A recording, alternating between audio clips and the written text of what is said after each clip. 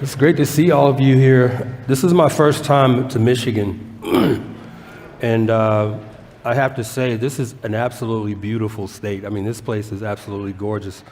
Flying in here from, let's see, I think I flew from LAX to Minneapolis and then into Grand Rapids, and then just coming into Grand Rapids on the approach, all the trees. I'm originally from Georgia, where you get all 4 seasons of the year, but I've been in LA now for a little over 2.5 years.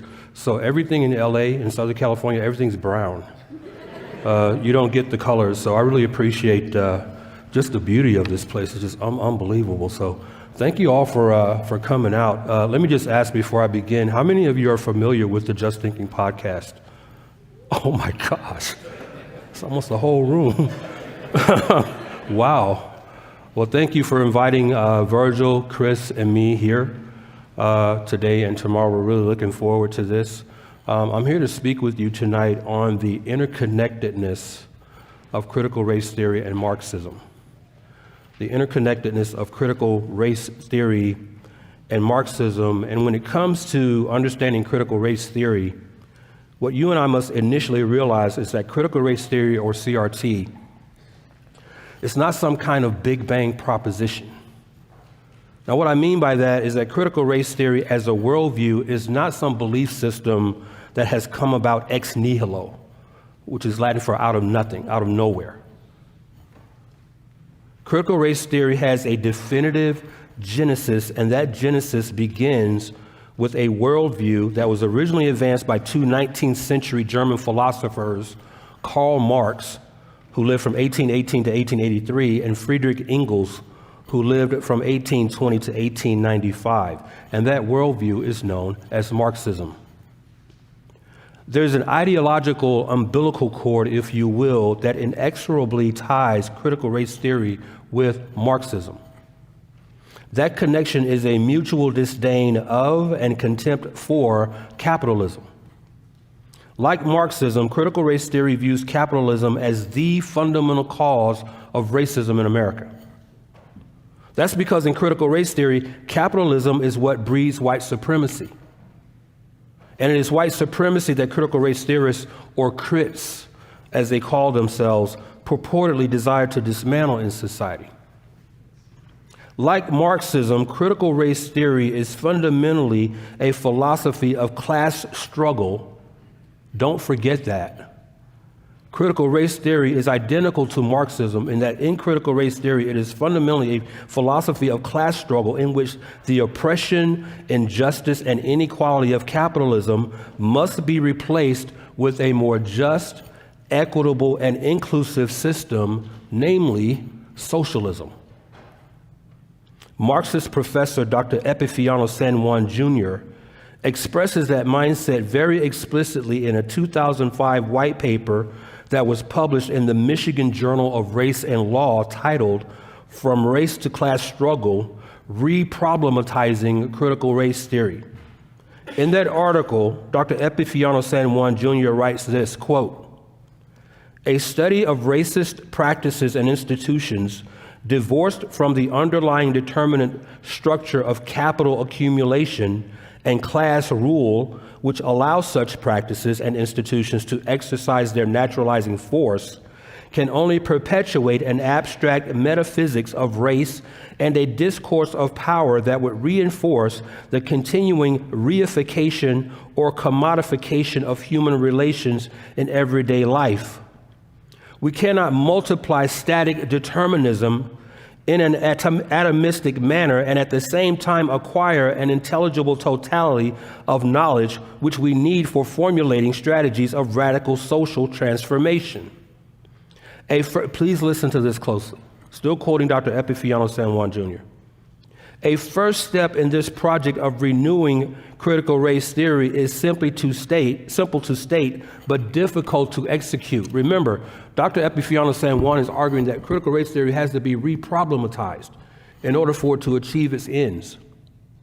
And the way to do that, according to Dr. San Juan, is to begin with the concept of class as an antagonistic relation between labor and capital, and then proceed to analyze or criticize or criticize how the determinant of race is played out historically in the class-conflicted structure of capitalism and its political, ideological processes of class rule, unquote. What you have just heard is basically a synopsis of what Marxism is. It is class struggle. It is class struggle. So Dr. San Juan Jr. is arguing here that in order for critical race theory to achieve its ends and its goals, we have to leverage Marxism. We have to leverage the tenets of Marxism and divide people into classes and groups and then pit them against one another. The ideological interconnectedness between Marxism and critical race theory is clearly conveyed in a June 15, 2020 article on the website Marxism.com titled USA, Black Struggle and the Socialist Revolution, which reads as follows, quote, "The struggle against racism and discrimination is of crucial importance for revolutionary Marxists. We fight at all times against all forms of oppression and discrimination, but we do this while fighting for maximum unity of the working class across lines of gender, race, ethnicity, and religion, always linking this to the struggle for the revolutionary socialist transformation of society." Did you hear that? The goal of critical race theory is the transformation of Western society into a socialist state. Still quoting from Marxism.com, "There is no solution within the limits of capitalism. As I said at the beginning, capitalism is the enemy." In critical race theory, yes, capitalism is the enemy. There is no solution within the limits of capitalism. It is above all a class question. And as always, we start with our general program. Our task as Marxists is to raise class unity, consciousness, and confidence. We do not fight only for immediate gains, but also to raise the perspective and potential for plenty of jobs, health care, housing, and education for all under socialism. Now, before I finish this quote, let me just say something here. When Marxism.com says we do not fight only for immediate gains, but also to raise the perspective and potential for plenty of jobs, healthcare, housing, and education, the way critical race theory reframes that is that they append the word justice to the end of those. Housing justice, health justice, environmental justice, employment justice. This is how critical race theory reproblematizes these Marxist concepts and introduce them into society. The quote from Marxism.com closes with this: "We do not merely seek a, quote, more fair division of capitalist scarcity. United class struggle is the only way forward. As a super exploited section of the population, Black workers and youth will play a key role in the coming socialist revolution," unquote. Black workers and youth will play a key role. Now, the statement that you heard me read just a second ago, "it is above all a class question," that statement cannot be overemphasized because, like Marxism, critical race theory views race as a social construct. If you don't remember a single word I say tonight, remember that. Critical race theory views race as a social idea. It is a social concept, a social construct. CRT does not see race as a fixed, immutable reality that is grounded in biology or science, or for that matter, theology, as we find in Acts 17:26, which in the New American Standard Translation reads this: "And he, that is God, made from one man, every nation of mankind to live on all the face of the earth, having determined their appointed times and the boundaries of their habitation." And in that text, in Acts 17:26, it's important to note that the word nation there is the Greek noun ethnos, from which we get our English word ethnicity. Ethnicity. So in biblical terms, the correct term is not race. The correct term is ethnicity. It's ethnicity. Understanding that critical race theory views race as a social construct is vitally important, because to understand that is to also understand why critical race theory, not unlike Marxism itself, emphasizes the deconstruction of social institutions. Social institutions and structures that purportedly oppress different classes of people, such as blacks, Latinx, LGBTQ, 2SA+. Have you noticed they're always appending characters to that, and it just gets longer and longer? So if you notice now, the latest addition is to add the number 2 and the letter S. Do you know what that's for? It's two spirits. It's two spirits. So you've got lesbian, gay, transgender, bisexual, queer, two spirit. So if you see the 2S, that's what that's for. So with each character that's added, it gets more paganistic. It gets more and more paganistic. But not unlike Marxism itself, critical race theory emphasizes the deconstruction of social institutions that purportedly oppress different classes of people. Blacks, Latins, LGBTQ, immigrants, transgenders, and various other intersectional categories of people whose alleged oppression is rooted solely in the greed and avarice of white supremacist capitalists. So critical race theory is intersectional. This is why I call it a worldview. Don't be confused by the word race in critical race theory. It's not about race. Never has been. Never has been. The word critical in critical race theory, by the way, doesn't mean to objectively analyze something. It means to criticize. So critical race theorists look for everything in society and then they criticize it. They criticize it. They criticize it in order to introduce a Marxian concept of what fairness, justice, equality should look like. Viewing race as a fixed, objective, and immutable reality as opposed to a mutable, subjective, and societal reality doesn't get crits the new world that they want, which is precisely why I argue that critical race theory is an eschatological worldview. Don't ever believe for 1 second that critical race theory seeks to balance the playing field. It doesn't. Critical race theory starts with an unbalanced playing field. A playing field by playing by their rules can never become balanced. Never. Dr. Epifanio San Juan, who I quoted earlier, says this, quote, I am quoting Dr. San Juan. We need to reinstate the Marxist category of class, derived from the social division of labor that generates antagonistic class relations. Class conflict becomes the key to grasping the totality of social relations of production, as well as the metabolic process of social reproduction in which racism finds its effectivity. This will help us clarify the changing modes of racist practices, especially in global market operations where immigrant female labor plays a decisive role. I use the example of Filipino domestics as a global social class, actualized in its specific historical particularity as gendered, neo-colonized subjects of capital accumulation. Critical race theory can be renewed by adopting class struggle as the means of resolving racial injustice through radical structural transformation, unquote. There it is again. Marxist class struggle.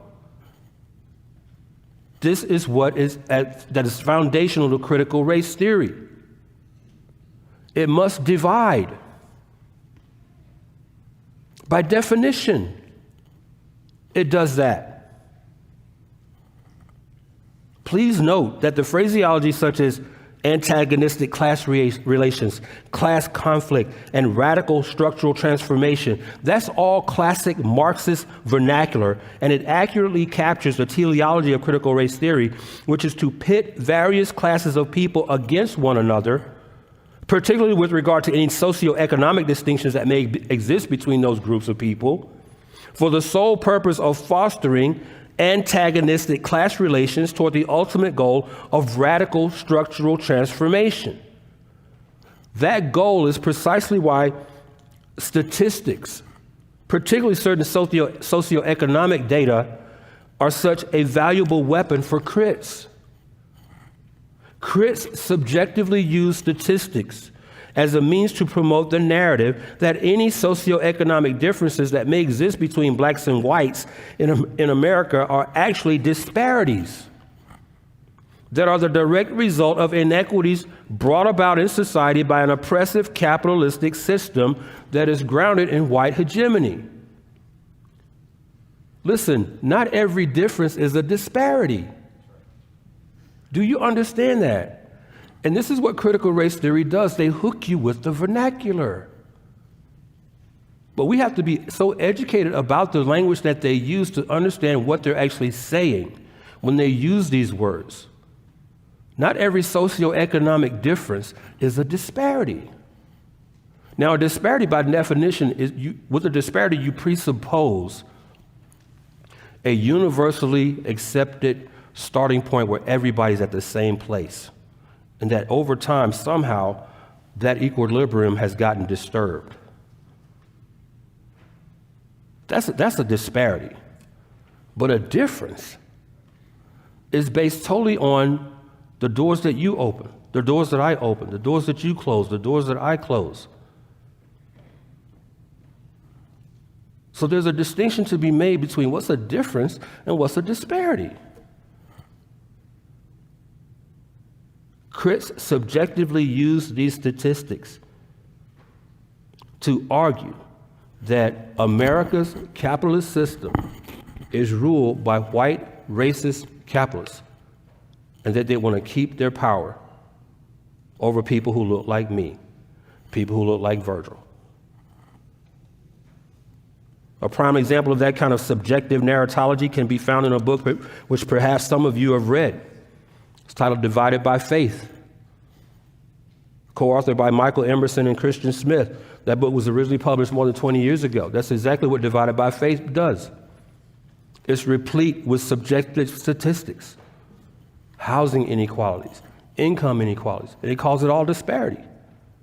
Listen, there are housing and economic differences or disparities, I'll use their word, within black communities in this country also. What would be the Chris explanation for that? So a Chris not going to say, well, you know, Darrell, that difference between you and Virgil, that can't be racism because, well, look at you and Virgil. See how their logic works. But if there's a difference between a white person sitting here and me and Virgil, that's racism. That's racism. And I just want to say, with all due respect to the authors of Divided by Faith, Emerson and Smith, for a person to view something as a disparity, which in actuality is simply a difference or distinction, presupposes, as I said earlier, presupposes the existence of and an adherence to a universal standard of societal equality in which every person in society has the same amount of stuff.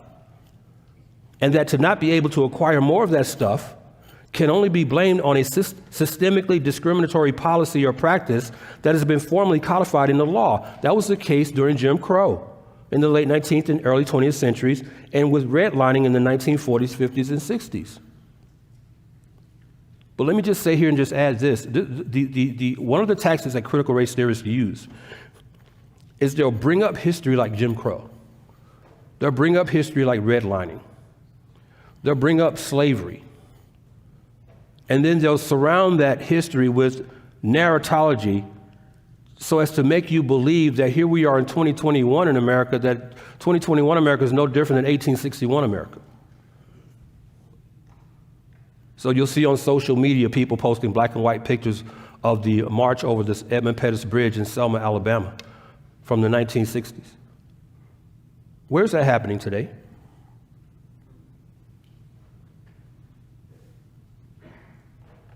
Where is any black person in this country enslaved today?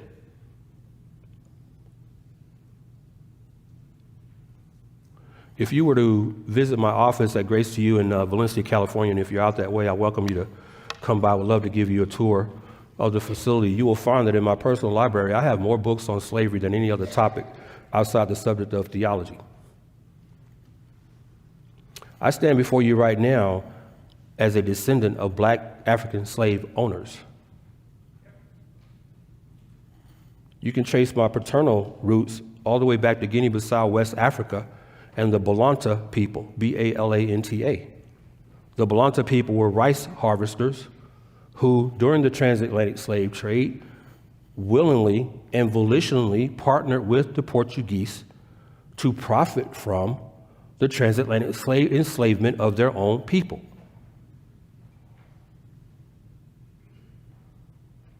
So when someone like the 1619 Project comes along and says, well, no, we need to start at 1619. No, where you really need to start is with 1618 and work your way back.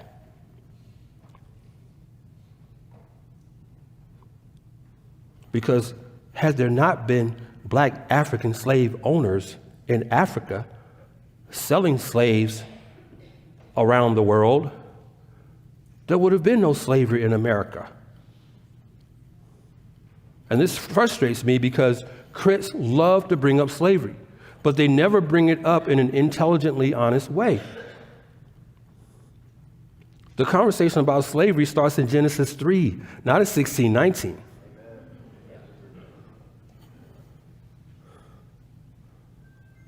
So the idea of socioeconomic equality, particularly as that concept is framed within a Marxian paradigm of what equality is and should look like, is precisely why, again, Dr. Epifano San Juan Jr., whom I quoted earlier, could say the following in an article he wrote titled "The Limits of Post-Colonial Criticism," subtitled "The Discourse of Edward Said."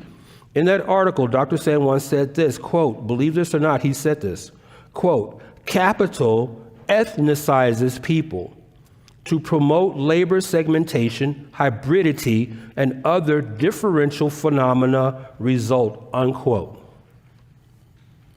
This is why I said at the beginning, critical race theory views capitalism as the enemy, because in capitalism, only white people succeed. If you're white tonight, you realize you're wealthy, right? Just by virtue of breathing. Dr. San Juan says capital ethnicizes people. Now, unless you weren't aware, your ethnicity is determined not by you.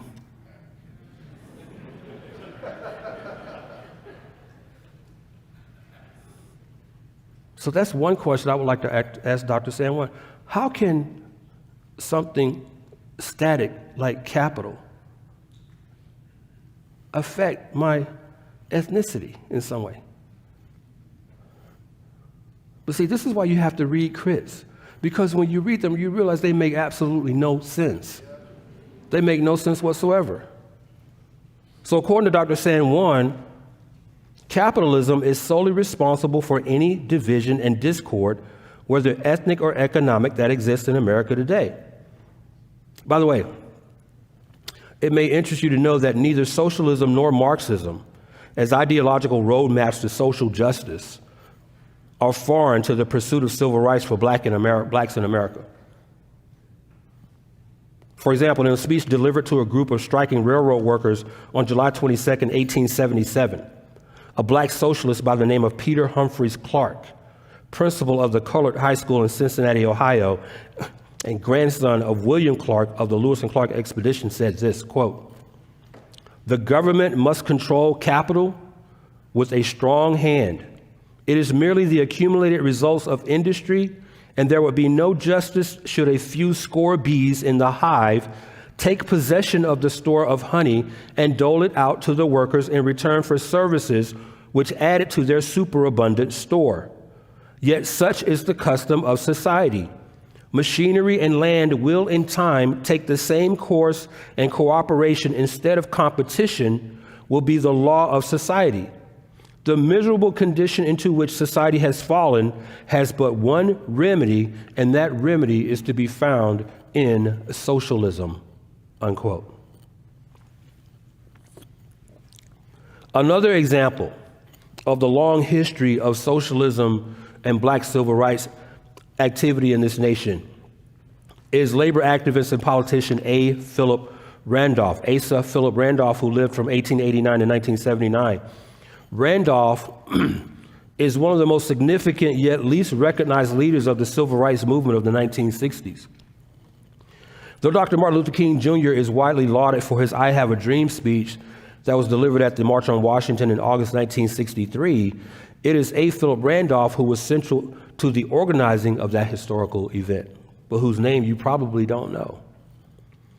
In chapter 10 of the book titled Workers' Struggle, subtitled Past and Present by Manning Marable, titled A. Philip Randolph and the Foundations of Black American Socialism, Marable writes this, quote, Randolph's personal background conformed in most respects to that of other first-generation black immigrants from the South. Born in Crescent City, Florida in 1889, he grew up in Jacksonville during the nadir of black-white relations. Inspired as a teenager by W.E.B. Du Bois's book, Souls of Black Folk, young Asa decided to leave the South and settle in New York City. Arriving in Harlem in the spring of 1911, Randolph first tried to become an actor. Failing at this, he drifted from one job to another. From 1912 to 1917, he attended courses at the City College of New York. A leftist philosophy professor,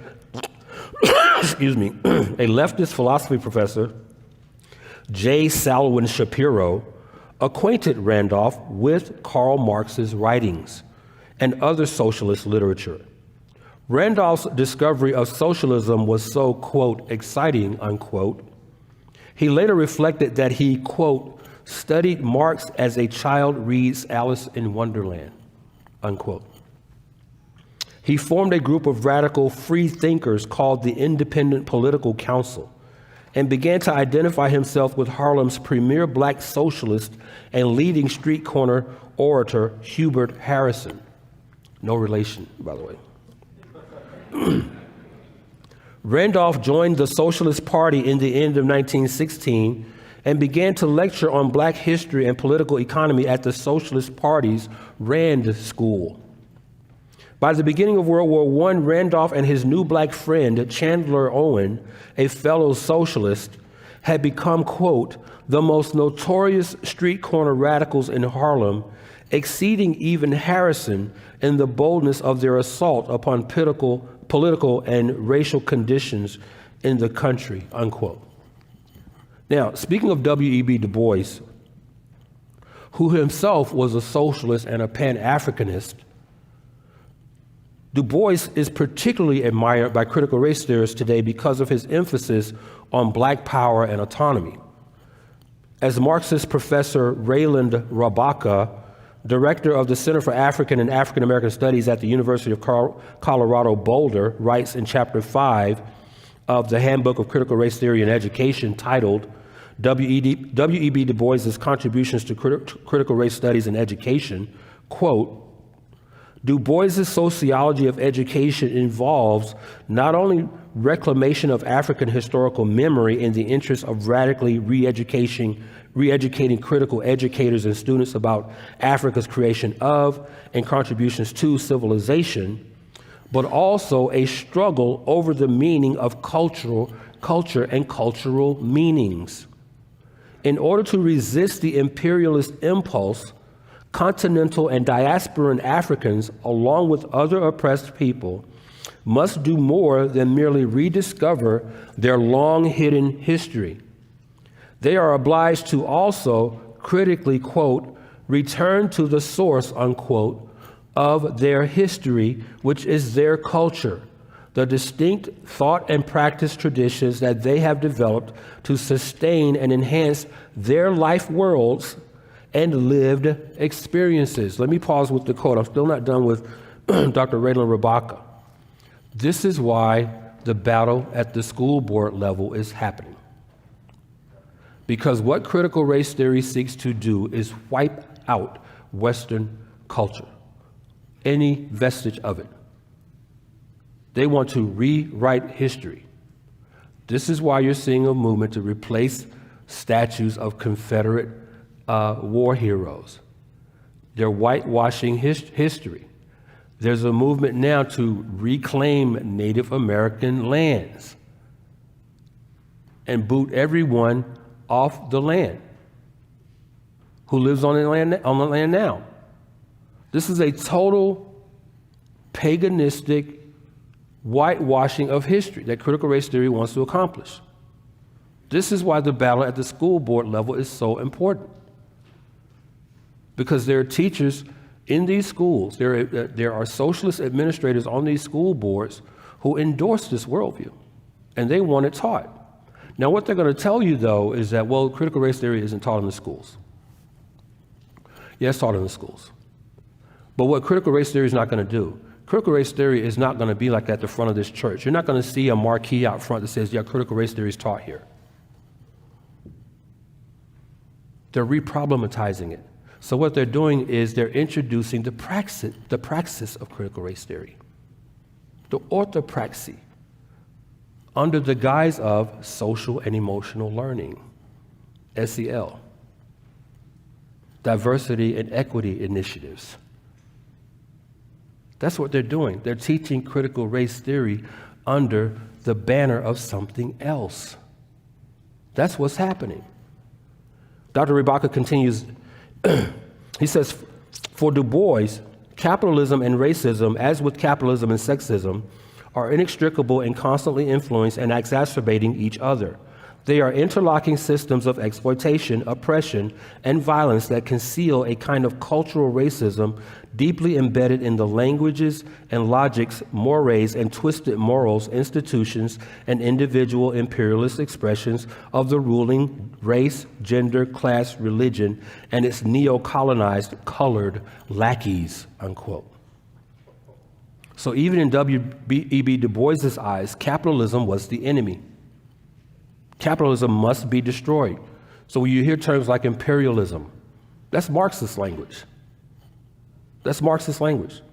By the way, the neo-colonized colored lackeys, of which Professor Rabaka speaks, that's an ethnic epithet towards people like me, people like Virgil. Because all we do is tote the white man's water. By daring to not follow the critical race theory herd. We dare to stand on the sufficiency of Scripture. That makes us colored lackeys.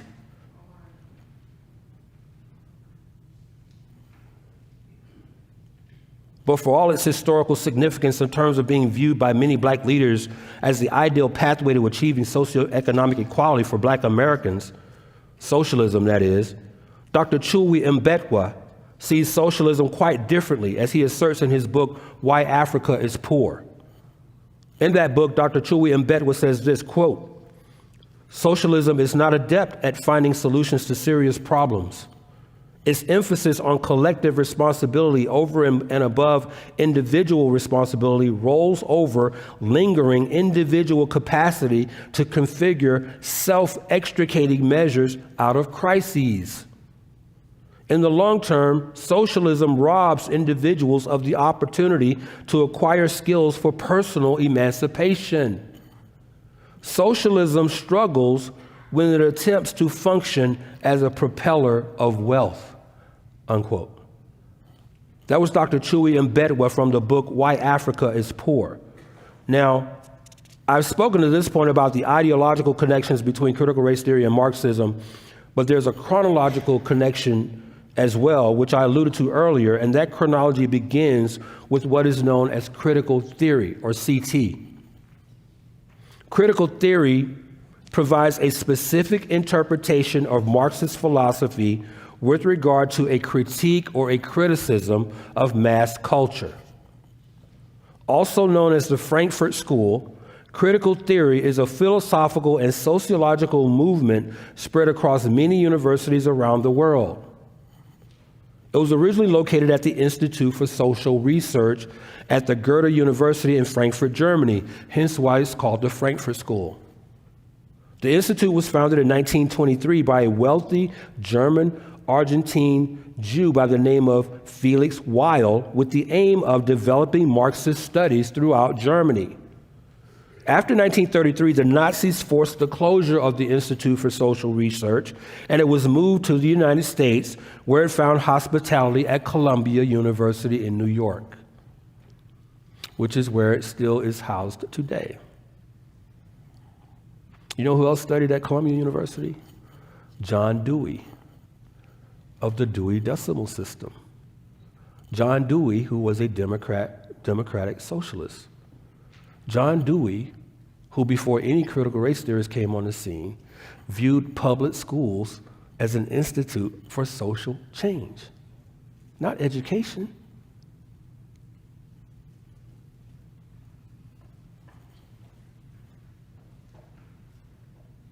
It was the Institute for Social Research, which several decades later, in the 1970s, gave rise to a movement known as Critical Legal Studies, or CLS.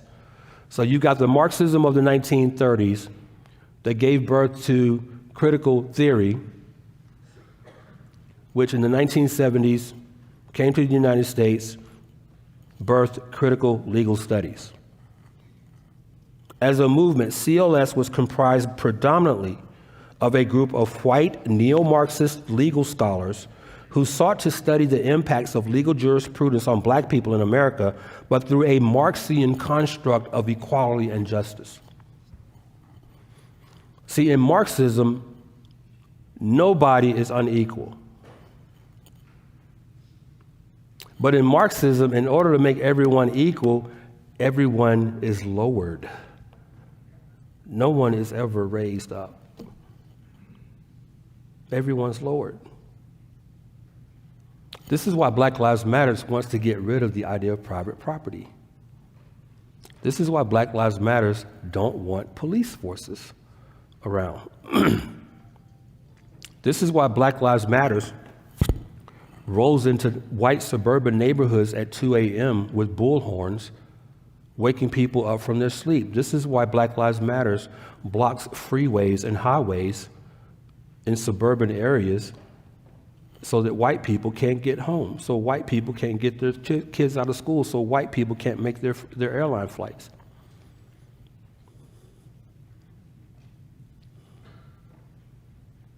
Virgil and I did, on the Just Thinking podcast, many of you may recall, we dropped 6 hours of content on Black Lives Matter last year. That is still our most downloaded episode today, second to the episode we did on George Floyd. Not long after our 6 hours of content on Black Lives Matter dropped, Black Lives Matter pretty much whitewashed their entire website because we exposed them in their own words of being against the Western patriarchal traditional Judeo-Christian family. There's no room for fathers in Black Lives Matter. There's even no room for heterosexual mothers in Black Lives Matter. We expose the pagan religion that the leaders of Black Lives Matter practice. In the episode we titled The Church of BLM.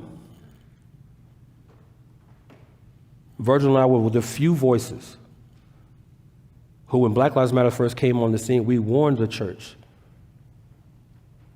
to beware of this organization because what matters to them, the meaning of matter to them is not what it means to you.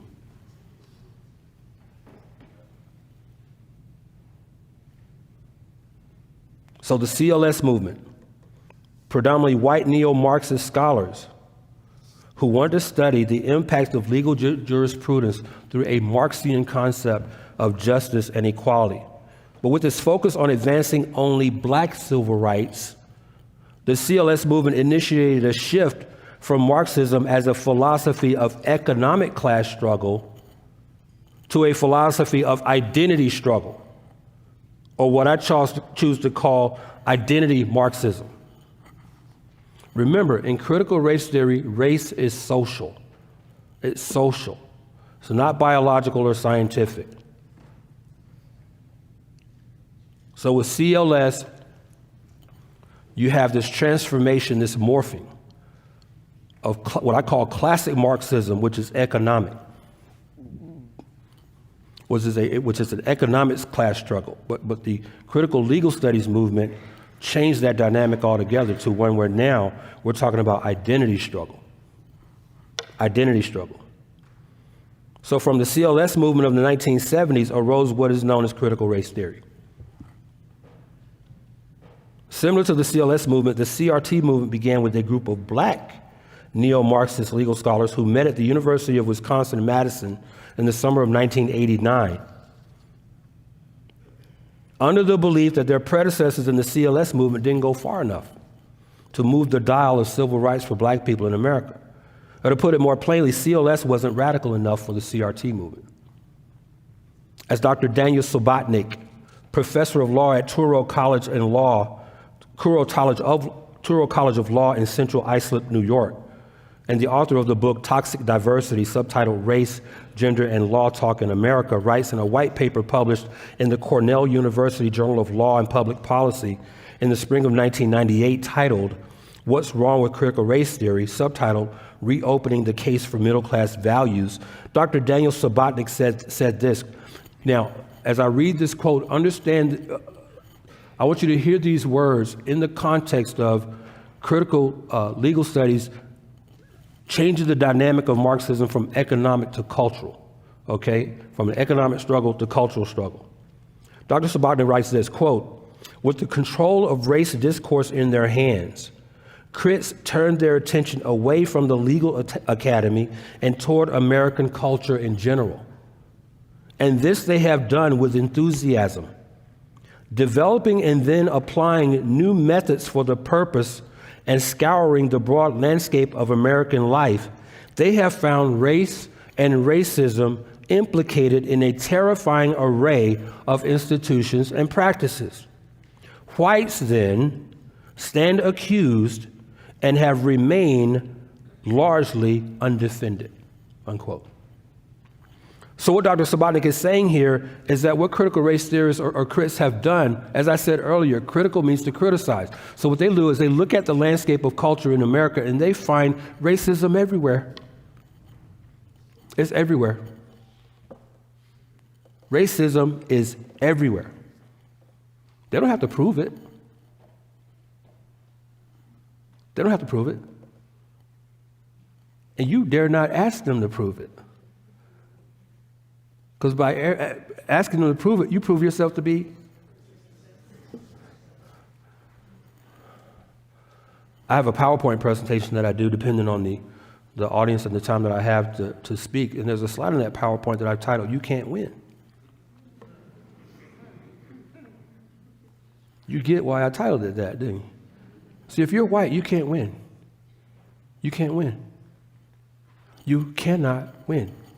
This is why I tell white people, the best thing for you to do for critical race theorists when they start blathering and bloviating about how everything is racist is just ignore them. Ignore them and live your life.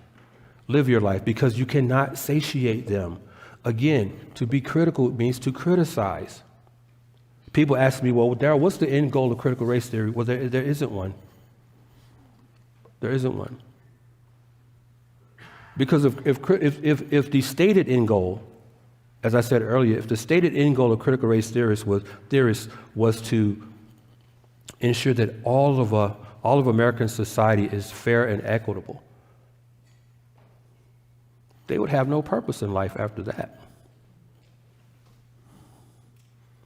And the last thing a crit wants is to be useless.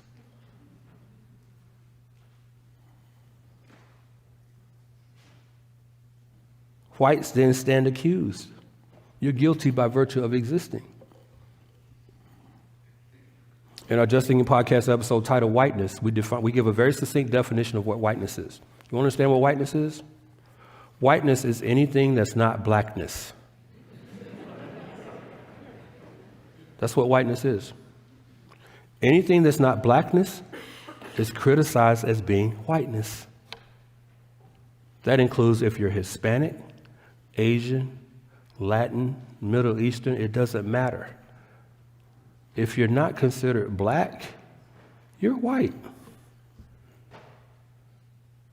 That's a very succinct and I dare say a very accurate definition of whiteness. It's anything that's not blackness.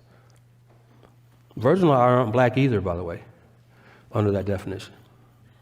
We're not black either.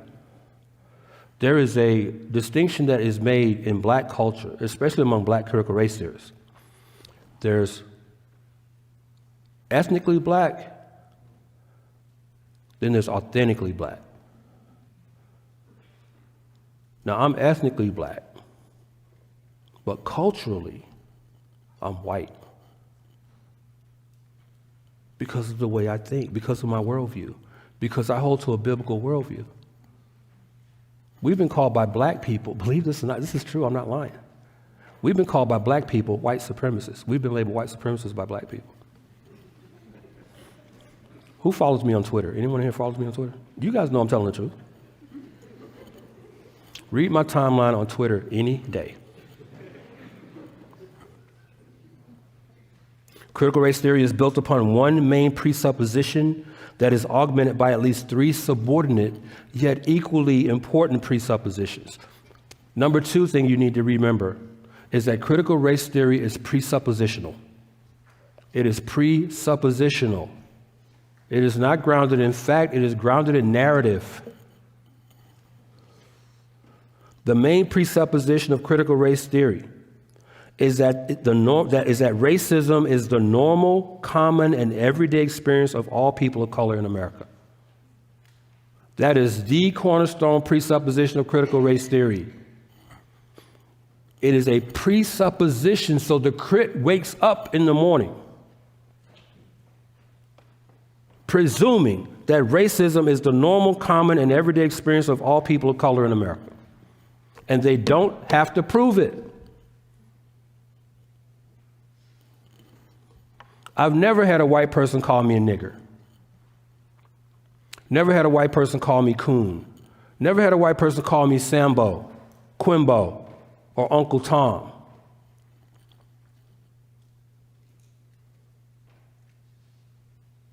Every single time when an ethnic pejorative has been hurled at me, it's been by someone who looks like me.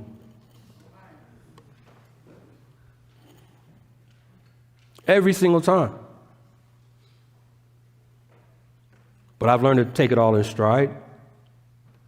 Sinners sin. That's what sinners do.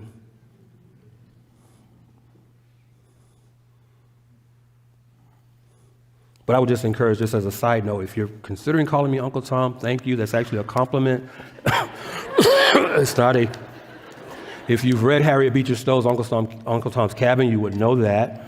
But what I've found is that most people who refer to us as Uncle Toms haven't read that book. So if they can read, then I would assume that they go out and read that book. So you may want to read the book first before you call me an Uncle Tom. You'll actually see that you're not accomplishing what you think you are.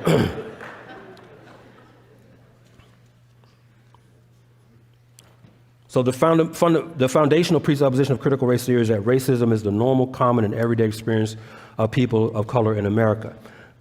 That is the foundational presupposition of CRT. The UCLA School of Public Affairs and Critical Race Studies lays out that presupposition in more detail on its website, stating, quote, critical race theory recognizes that racism is ingrained in the fabric and system of the American society.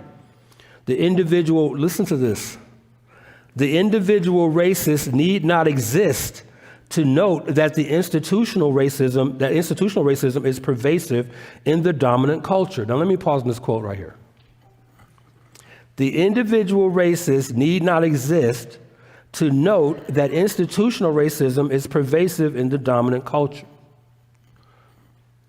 Now, just think about that for a second. How can you assert that institutional racism is pervasive in the dominant culture if you don't need to acknowledge that individual racists exist?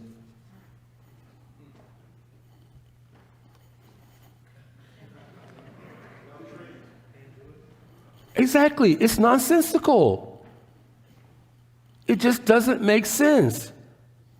But this is how crits talk. They talk so over your head that they think, yeah, I'm just going to absorb what you said right there as truth. This is why I say it's presuppositional. They presuppose that you're going to accept it as truth and not challenge them.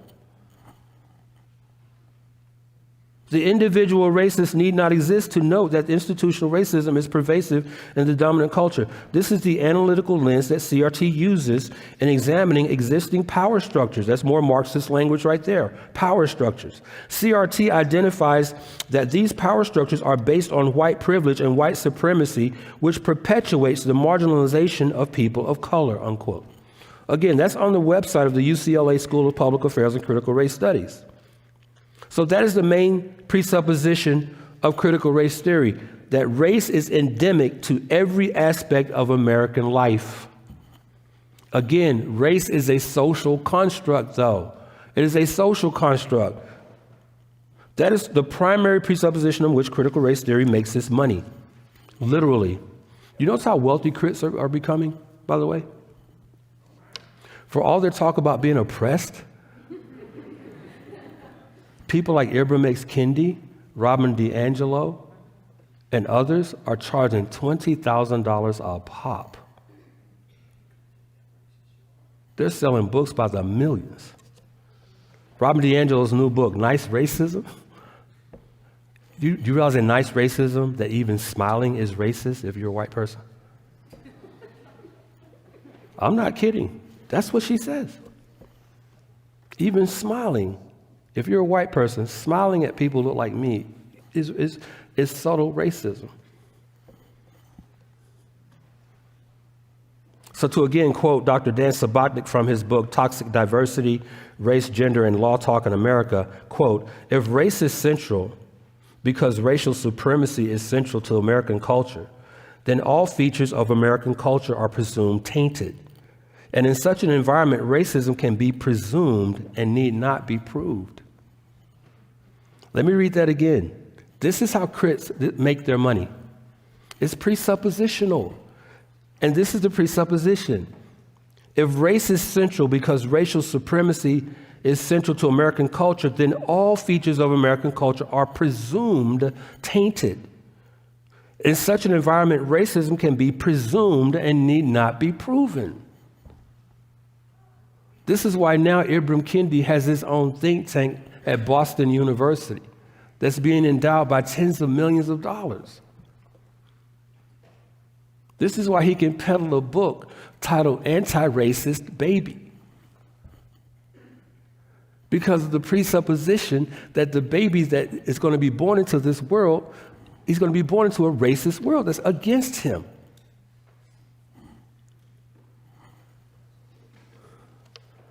Now, that's the main presupposition. Racism's everywhere. Everyday experience of people of color. The three supporting presuppositions of critical race theory, I should say at least these three, are these. One, the interest convergence or material determinism theory. The interest convergence or material determinism theory. This theory holds that racism benefits and advances the interests of white people always and only at the expense of black people. That's the interest convergence or material determinism thesis. Racism benefits and advances the interests of white people always and only at the expense of black people. Number two, the second supporting presupposition is what's called the social construction thesis. Social construction thesis. This thesis holds that race and races are products of social thought and relation, not fixed biological or scientific realities, which is the same thing that Karl Marx believed. In critical race theory, everything's social. And as long as it's social, it can be changed, it can be transformed, it can be deconstructed. The third presupposition is what's called the voice of color thesis, the VOC thesis. This thesis holds that ethnic minorities are better suited to talk about systemic oppression and marginalization. In other words, if you're white, you have no right to say anything because you're the problem to begin with. So just shut up and listen. Richard Delgado and Gene Stefancic, two of today's most influential critical race theorists, acknowledge that, quote, critical race theory builds on the insights of two previous movements, critical legal studies, which I talked about, and radical feminism, to both of which it owes a large debt. It also draws from certain European philosophers and theorists such as Antonio Gramsci, Michel Foucault, and Jacques Derrida, unquote. Now, in saying that, what Delgado and Stefancic don't tell you is Gramsci, Foucault, and Derrida were all Marxists. But they disguise it in their book. Although they were philosophers, they don't tell you that they were Marxist philosophers. In fact, Antonio Gramsci is widely regarded today as the godfather of cultural Marxism. And yet it is Gramsci, among other Marxists, whom Delgado and Stefancic give credit for the critical race theory movement.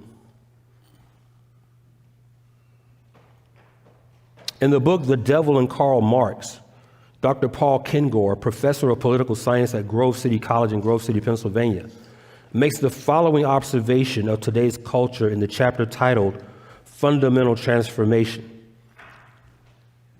Again, this is from the book The Devil and Karl Marx by Dr. Paul Kengor. Quote, in a crucial respect, classical Marxism and cultural Marxism will always bear an essential, enduring commonality. One that explains a lot about today's modern left. Both classical Marxists and cultural Marxists see history as a series of struggles that divide the world into hostile/antagonistic groups of oppressors and the oppressed. Both seek out victim groups as the anointed group that will also serve as society's redeemer group. The victim group becomes the agent for emancipation in ushering in the new and better world, which again is why I said critical race theory is eschatological. The Marxists must always then be on the search for the newest victim class, which in turn must always be made aware of its victimization. This is why I, as a black person, can't get out of bed in the morning without help from a white person. Because I'm a victim.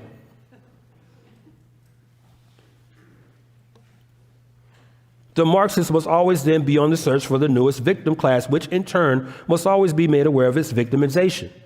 Its consciousness must be raised. And if you recall, I quoted Dr. Raylan Rabaka, who said that exact same thing, that the purpose is to raise consciousness. In classical Marxism, this was simple. The victim group was identified by class economics. It was the proletariat. It was the factory worker. In cultural Marxism, this has not been so simple because the culture is always changing. The victim group is constantly being searched for anew by the cultural Marxists. They are looking less for factory workers than cultural workers. This is where you're getting your corporate America hiring DEI executives. They're cultural workers. You ever notice the lack of diversity among the DEI hires? They're mostly all black and female. The irony. They're looking less for factory workers than cultural workers. Forget the factory floor. That project failed long ago. The new recruiting ground is the classroom floor, the campus, the university, the schools. That is where the cultural workers who can usher in the fundamental transformation are being sought and being found. These modern cultural revolutionaries are succeeding magnificently in redefining everything from marriage and family to sexuality and gender. That is where today's Marxists in America and the West are toiling hard. They are working diligently on the cultural front.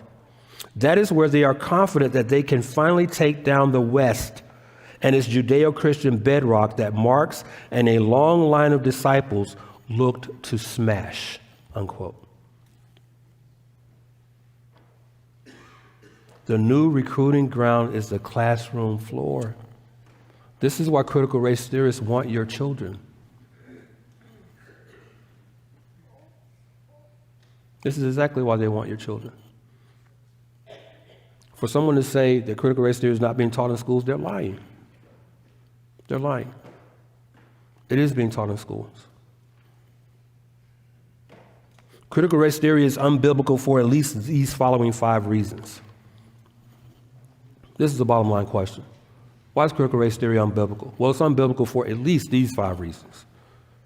Number 1, it categorizes image bearers of God into groups for the purpose of causing division and antagonistic class struggle.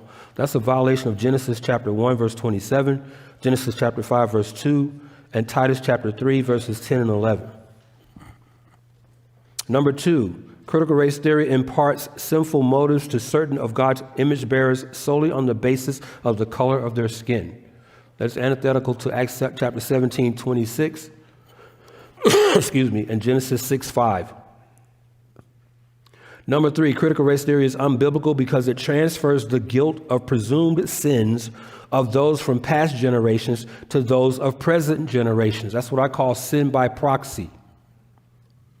So if you're white, you're sitting in this room today, you're not innocent. The assumption is that your ancestors committed sins against people who look like me. Therefore, you're guilty by proxy of those sins that your ancestors committed. That's a violation of Ezekiel 18:20. Number 4, critical race theory is unbiblical because it is rooted in the sin of ethnic partiality. That's a clear violation of James chapter 2, verse 9.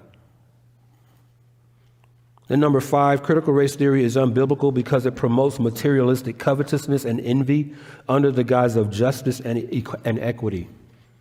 That is a violation of Exodus chapter 20, verse 17, Ezekiel 18:20, John chapter 6, verse 27, and 1 John chapter 2, verses 9 through 11. Now, there's much more about critical race theory that I wanted to share with you tonight, but in the interest of time, I must close here. But as I close, I want to share with you this account from the book Jesus in Beijing by David Aikman, which I believe provides some much needed context in light of what I've shared with you today in terms of the influence of Marxism on critical race theory in America, especially as it relates to viewing capitalism as a fundamental cause of racism in America. In Jesus in Beijing, Dr. Aikman writes this. He says, the 18 American tourists visiting China weren't expecting much from the evening's scheduled lecture. They were already exhausted from a day of touring Beijing. But what the speaker had to say astonished them. Quote, one of the things we were asked to look into was what was accounted for the success, in fact, the preeminence of the West all over the world, he said. We studied everything we could from the historical, political, economic, and cultural perspective. At first, we thought it was because you had more powerful guns than we had. Then we thought it was because you had the best political system. Next, we focused on your economic system. But in the past 20 years, we have realized that at the heart of your culture is your religion, Christianity. That is why the West has been so powerful. The Christian moral foundation of social and cultural life was what made possible the emergence of capitalism and then the successful transition to democratic politics. We have no doubt about this, unquote. Is critical race theory compatible with Christianity? I want to answer that question by reading to you a passage from an article titled Christianity or Critical Theory by Dr. Darrell B. Watkins, senior pastor of Harvest Orthodox Presbyterian Church in San Marcos, California. By the way, this article is published in the October 2021 issue of Table Talk magazine, which is published by Ligonier Ministries.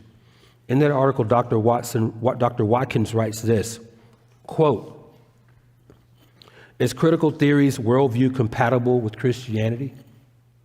This is an important question. While it may be possible to find Christians who endorse critical theory, it is nearly impossible to find critical theorists who endorse Christianity. This is because Christianity is an overarching system of thought that seeks to define reality and posits objective moral values. According to critical theory, Christianity fosters unsafe ideologies and institutions that perpetuate anti-scientific thought, intolerance for certain sexual behaviors, parochialism, patriarchy, and a punishing authoritarianism for any who do not conform. Pre-Enlightenment Christianity is seen as stuck in the dark ages of intellectual barbarism, and the post-Enlightenment church is viewed as perpetuating colonialism, racism, sexism, chauvinism, and homophobia. Critical theory is critical of virtually all worldviews, including Christianity. Its goal is human autonomy from any objective authority whatsoever, unquote.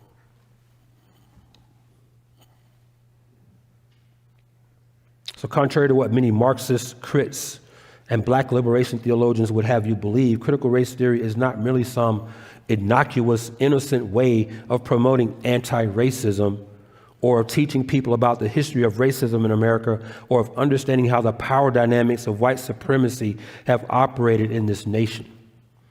Critical race theory is an all-encompassing worldview, one that is steeped in cultural Marxism and that shares the same teleological ends as that which I quoted earlier by Dr. Paul Kengor, namely the takedown of the West and its Judeo-Christian bedrock.